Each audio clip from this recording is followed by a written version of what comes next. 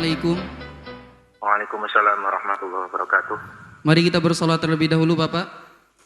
Allahumma shalli ala sayyidina Muhammadin wa ala alihi wa sahbihi. Dengan Bapak siapa dan dari mana? Saya hamba Allah dari Kalimantan. Baik Bapak, silakan bisa bertanya langsung kepada Buya. Assalamualaikum warahmatullahi wabarakatuh, Buya. Assalamualaikum warahmatullahi wabarakatuh. Mohon Allahumma shalli ala sayyidina Muhammad wa ala ali sayyidina Muhammad. Mohon izin bertanya sekaligus minta nasihatnya Buya. Saya ini kan kegiatannya hari-hari kan ini saya ngajarin ngaji begitu Buya. Gimana? Di kampung. Saya ngajarin ngaji di kampung. Masya Allah. Masya Allah. Nah, kan beda dengan di pondok gitu ya. Jadi saya kan mengajarnya itu terbatas waktu ya, hanya sehari hanya mungkin berapa menit saja bertemu anak kan gitu. Nah, bagaimana cara menyikapinya? Misalnya begini Bu ya, ada seorang anak yang bahwasanya orang tuanya ini lebih senang dengan apa ya? Saya kadang merasa kurang enak, mudah membanggakan anaknya begitu Bu ya. Jadi kalau menurut Buya bagaimana saya harus menyikapinya? Jadi kadang kalau saya misalnya mohon nanti tegur kalau misalnya saya salah. Kalau saya prinsipnya begini, kalau misalnya anak itu masih nurut sama saya, tentu anak itu tetap akan saya didik terus.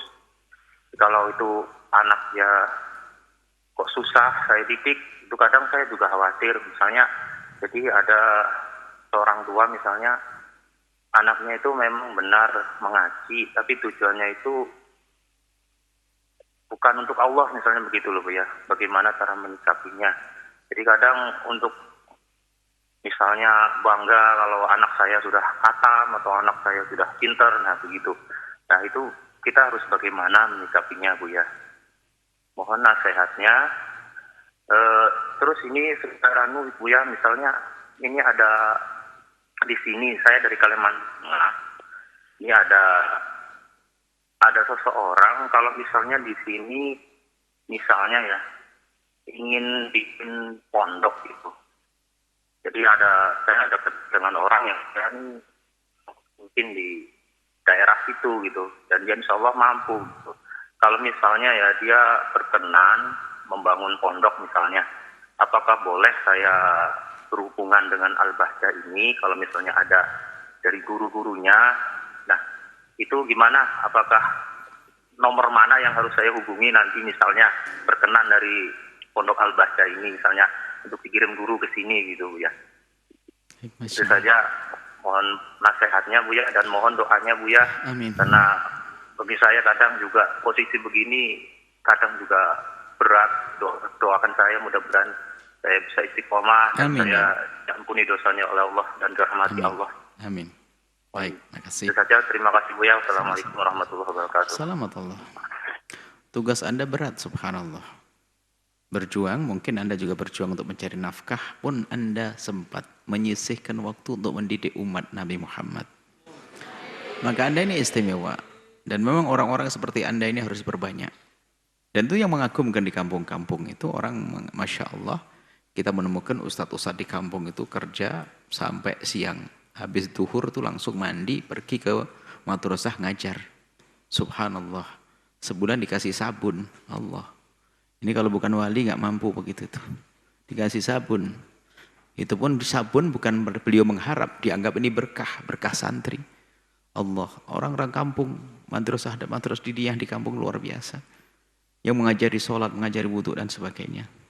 Semoga Allah memberikan kekuatan kepada Anda di dalam berjuang ini. Istiqomah insya Allah. Adapun orang tua bangga itu wajar ya. Jadi nggak perlulah kita gelisah, namanya orang tua ngelihat anaknya hafal Quran tentu bangga. Artinya sebenarnya bisa jadi bangga itu tulus, bukan bangga sombong. Anaknya enggak bangga, bahasanya anaknya sudah mengetahui ilmu agama. Anda pun jangan terlalu gelisah dengan yang demikian itu. Saya kira Anda pun kalau punya anak menghafal Quran Anda rasa senang. Cuman senang itu cara mengungkapkan beda-beda sehingga kadang tampak seperti orang sombong. Yang jelas ada nilai plus bagi orang yang bangga, itu bangga dengan kebaikan.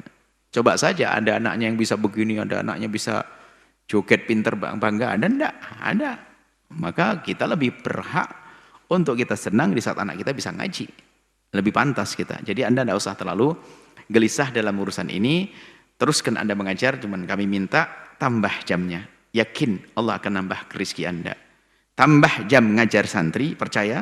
Anda tambah waktu ngajar santri, setelah itu Allah akan tambah rezeki Anda. Perlu lebih banyak dengan santri, dengan siswa, dengan anak-anak. Kemudian yang kedua, kami siap. Al-Bahjah memang memfasilitasi siapapun ingin pondok dimanapun tempatnya. Nanti akan kita komunikasi dengan tim, kemudian akan dipelajari tempatnya seperti apa. Santri kalau tidak ada akan kita kirim. Kan setiap tahun kita juga santri, kebanyakan santri. Nanti bisa santri kita tambah, kita kirim ke tempat tersebut. Paling tidak untuk memulai nanti. Sehingga nanti setelah itu berkembang. Dan silakan kami buka, bukan Anda saja yang di Kalimantan, dimanapun yang mendengar suara ini, jika ada kesempatan bukan pondok, maka kami siap. Dan guru-guru akan disiapkan dari sini. Guru-guru kita siapkan, petugas yang akan mengurusi akan kita siapkan.